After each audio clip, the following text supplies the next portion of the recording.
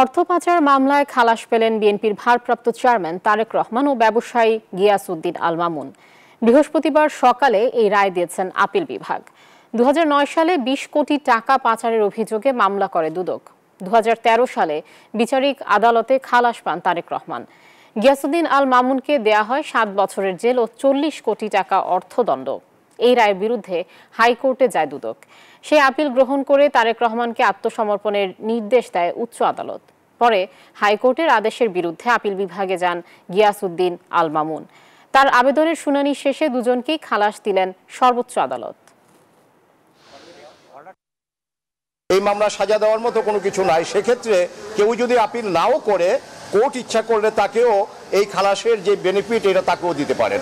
এইভাবে আমাদের প্রেয়ার ছিল এবং বিভিন্ন সাইটেশন আমরা যখন দেখিয়েছি, অনারেবল চিফ জাস্টিস সাহেব এবং বেঞ্চে যে সমস্ত মাননীয় বিচারপতি মহোদয় ছিলেন তারা আমাদের এই কন্টেনশনটা অ্যাকসেপ্ট করেছেন এবং তারেক রহমান সাহেবও এই রায়ের বেনিফিট পাবেন।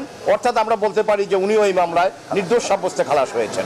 তারেক রহমানকে এই হাইকোর্টের দেওয়ার যে 7 বছরের সাজা এবং 20 কোটি টাকা জরিমানা, এই জরিমানা থেকে ওনাকে অব্যাহতি দেওয়া হয়েছে এবং ওনার বিরুদ্ধে অ্যাপিল বিভাগ সাক্ষী পর্যালোচনায় এবং মামলার বিষয়াদি আলোচনা করে ওনার বিরুদ্ধে মামলার কোনো অফেন্সের কোনো ইনগ্রিডিয়েন্ট পাওয়া যায় নাই এবং ওনাকে এই মামলার দায় হতে অব্যাহতি দেওয়া হয়েছে এবং ওনার যে সম্মান এবং অবস্থান ক্ষুণ্ণ হয়েছে সেটিকে ফেরত দিতে বলা হয়েছে।